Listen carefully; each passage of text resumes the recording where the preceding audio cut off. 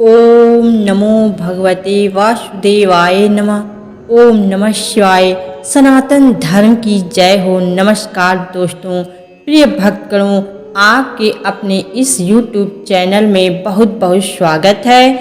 दोस्तों, पुराणों में भगवान जगन्नाथ और माता लक्ष्मी के चमत्कारों से जुड़ी बहुत सी कथाएं प्रचलित है। उनमें से ही एक कथा ऐसी भी है जिसमें बताया गया है कि माता लक्ष्मी ने एक बार क्रोध में आकर भगवान विष्णु को श्राप दे दिया था। पर ऐसा क्या हुआ था जो देवी लक्ष्मी को भगवान विष्णु को श्राप देना पड़ा? इसकी कथा जुड़ी है भगवान जगन्नाथ और उनके बड़े भाई बलराम से। एक दिन इसी समय के दौरान लक्ष्मी देवी ने एक वृद्ध ब्राह्मणी का स्वरूप लिया और अलग अलग घरों में जाने लगी। जाते हुए उन्होंने देखा कि दोपहर होने को आ रही है, लेकिन फिर भी एक बड़े व्यापारी के घर में उसकी पत्नी अभी सो कर ही उठी थी, इसलिए घर में सफाई भी नहीं हुई थी और ना कोई पूजा पाठ। यह देखकर लक्ष्मी देवी बोली, आज तो माता लक्ष्मी की विशेष पूजा का दिन है और तुमने अभी तक कोई पूजा पाठ नहीं किया। यह अच्छी बात नहीं है। आज तो तुम्हें प्रातः जल्दी उठकर देवी लक्ष्मी को प्रसन्न करने के लिए यह विशेष पूजा अर्चना करनी चाहिए थी। व्यापारी की पत्नी अहंकार से बोली, अरे अरे, देखो तो सुबह सुबह हमारे द्वार पर आकर हमें ही सुना रही है। हम जितनी देर तक सोए हमारी मर्जी। तुम कौन होती हो हमें सिखाने वाली? और हाँ, हमारे ऊपर तो पहले से ही लक्ष्मी देवी की बड़ी कृपा है। हमें कोई ज़रूरत नहीं है यह पूजा पाठ करने की। चले जाओ यहाँ से और अपना उपदेश किसी गरीब को जाकर सुनाओ जिसको इसकी ज़रूरत हो। पता नहीं कहाँ कहाँ से आ जाते हैं। अच्छा, तुम्हें अपने ऊपर इतना अहंकार है तो ठीक है, मुझे क्या, जैसे तुम्हारा मन करे तुम वैसे करो। मेरा फर्ज था तुम्हें समझाना। लक्ष्मी देवी वहाँ से चुपचाप चली आई और अपने साथ उस घर से अपना सारा वैभव भी समेट ले आई। उसके बाद लक्ष्मी देवी उस गांव में पहुंची जहां चांडाल जाति के लोग रहते थे। वहां जाकर उन्होंने श्रेया चांडाल के घर में प्रवेश किया और देखा कि श्रेया चांडाल प्रातः काल जल्दी उठ गई। उसने संपूर्ण घर की सफाई की थी और लक्ष्मी देवी की पूजा की तैयारी कर रही थी। यह देखकर लक्ष्मी देवी अत्यंत प्रसन्न हुई और उन्होंने उस घर में अपने ऐश्वर्य की वृद्धि की। अब यह देखकर बड़े भैया बलराम जी को बड़ा गुस्सा आया। उन्होंने जगन्नाथ जी से कहा, देखो तो तुम्हारी पत्नी एक चांडाल के घर में जाकर आ रही है। क्या उसे नहीं पता कि यह लोग अशुद्ध होते हैं और किसी भी नियम का पालन नहीं करते? और फिर भी वह उनके घर में गई थी। नहीं नहीं, अब वह हमारे मंदिर में प्रवेश करने की योग्य नहीं रही, इसलिए अब तुम्हें लक्ष्मी का त्याग करना होगा। लेकिन भैया, लक्ष्मी ने इसके लिए पहले से ही मुझसे अनुमति ले ली थी। आज के दिन वह अपने भक्तों के घर जाएगी और फिर उनकी पूजा तो कोई भी कर सकता है ना। फिर वो एक ब्राह्मण और एक चांडाल में भेदभाव कैसे कर सकती हैं? ऐसा मत कहिए भैया, मुझे कुछ नहीं सुनना। मैंने जो आदेश दे दिया उसका पालन करो। अपनी पत्नी को त्याग दो, अन्यथा। जगन्नाथ जी ने बीच में ही बात काटते हुए उस बात को वहीं खत्म करने का प्रयास करते हुए कहा, चलिए छोड़िए इन सब बातों को, मुझे तो बहुत भूख लगी है। चलिए जल्दी चले, जल्दी से पेट पूजा करने चलते हैं। वैसे ही आपने सुबह सुबह मुझे इतना चलाकर थका दिया है।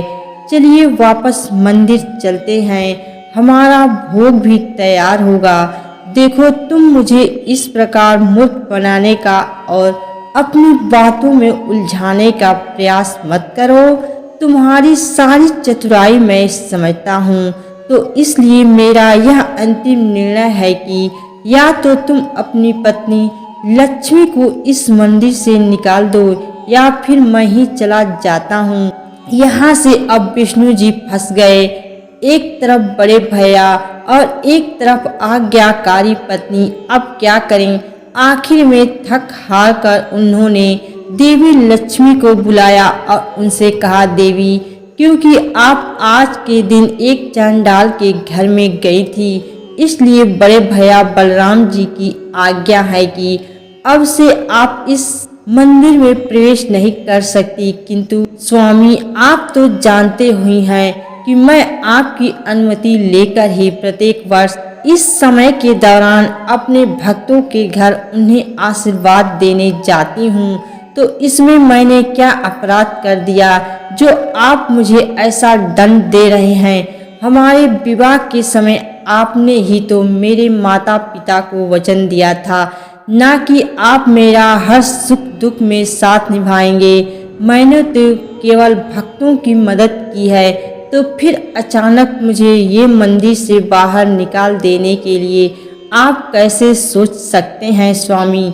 आप मुझे खुद से अलग कर रहे हैं। अब जगन्नाथ जी के पास लक्ष्मी देवी के इन प्रश्नों का कोई उत्तर नहीं। वे मौन रहे और उनके मौन का अर्थ था कि वे अपने बड़े भाई के आदेश के सामने लाचार थे। उन्हें इस प्रकार चुपचाप देखकर लक्ष्मी देवी को बड़ा क्रोध आया और फिर उन्होंने जगन्नाथ जी को श्राप दे दिया और यह श्राप अत्यंत भयंकर था। उन्होंने जगन्नाथ जी से कहा, स्वामी, मेरे किसी अपराध के बिना आपने मुझे जो दंड दिया है उसके लिए मैं आपको श्राप देती हूँ कि अगले 12 वर्षों तक आपको पेट भरकर भोजन प्राप्त नहीं होगा, आपकी अग्नि कभी शांत नहीं होगी और अंत में आपको मेरे हाथों से बने हुए भोजन को स्वीकार करने के बाद ही संतुष्टि मिलेगी। माता लक्ष्मी के क्रोध में दिए श्राप के कारण भगवान जगन्नाथ और बलराम जी कई वर्षों तक भूखे रहे। 12 वर्ष तक भटकने और हर दरवाजे पर जाने के बाद दोनों भाइयों ने देखा कि कुछ लोग एक दिशा से आ रहे थे। उनके चेहरे पर संतुष्टि थी। पूछताछ करने पर भाइयों को एक घर के बारे में पता चला जो भोजन दान कर रहा था और उन्होंने चांडाल समुदाय क्षेत्र की ओर इशारा किया। लगता है उस घर से कोई दान प्राप्ति हो रही है, हमें भी उस तरफ चलना चाहिए। हो सकता है हमें कुछ खाने को मिल जाए। हाँ भैया, चलो हम उस ओर चल के देखते हैं। दोनों भाई उस दिशा में आगे बढ़े।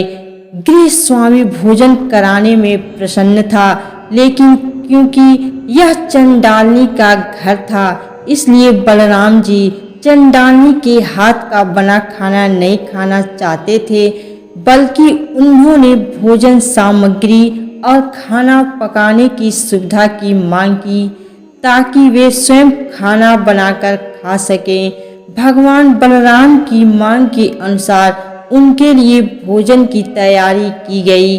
खाना बनाने की तैयारी पूरी होने के बाद बलराम जी नहाने चले गए और उन्होंने जगन्नाथ जी से खाना बनाने को कहा। इस बीच जगन्नाथ जी ने खाना बनाना शुरू कर दिया, लेकिन वे खाना बनाने के लिए लकड़ियां नहीं जला पा रहे थे। बलराम जी खुशी खुशी खाना बनाने के बारे में सोच रहे थे, लेकिन उन्होंने देखा कि जगन्नाथ जी कुछ भी नहीं बनाए हैं। तुमने तो अभी तक भोजन बनाने के लिए लकड़ियां भी नहीं जलाई है। मैं स्नान करके लौट भी आया। भैया, मैं बहुत देर से आग उत्पन्न करने की कोशिश कर रहा हूँ, किंतु लकड़ियों में आग लग नहीं रही है।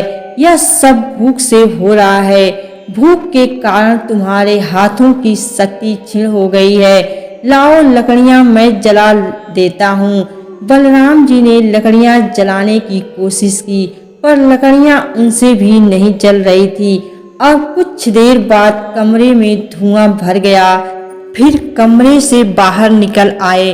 भैया, लगता है लकड़ियां गीली थी, तभी धुआं पकड़ गया है। हमें भिक्षा में पका हुआ भोजन ही ले लेना चाहिए। कम से कम हमारी भूख तो शांत होगी, नहीं तो यह भोजन भी हाथ से चला जाएगा। हाँ, अब तो हमारे पास और कोई रास्ता भी नहीं है। ठीक है, हम उस घर से पका हुआ भोजन लेते हैं। तब भगवान जगन्नाथ और भगवान बलराम ने घर के मालिक से पका हुआ भोजन मांगा। घर के मालिक ने सहमति जताई और नौकरों से उन्हें भोजन परोसने को कहा। जब उन्होंने खाना शुरू किया तो उन्हें यह बहुत स्वादिष्ट लगा।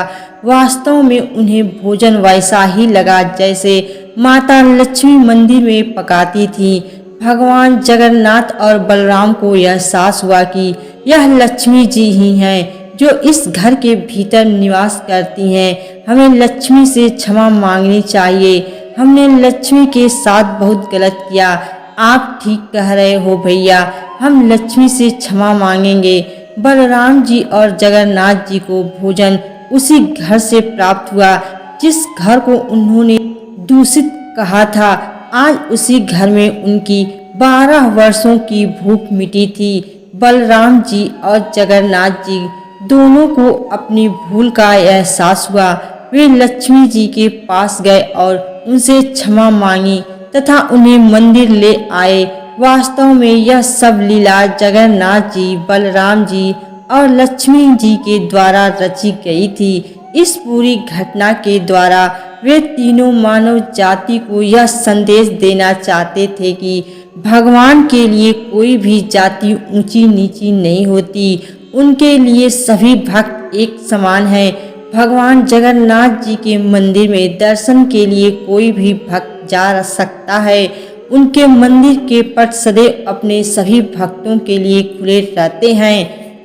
नमस्कार दोस्तों, यह कथा आप लोगों को कैसी लगी कमेंट करके ज़रूर बताएं तथा वीडियो को लाइक और अभी तक चैनल को सब्सक्राइब नहीं किए हैं तो कृपया चैनल को सब्सक्राइब कर दीजिए। सदैव आपके ऊपर श्री जगन्नाथ जी की कृपा बनी रहे। ओम नमो भगवते वासुदेवाय। राधे राधे दोस्तों।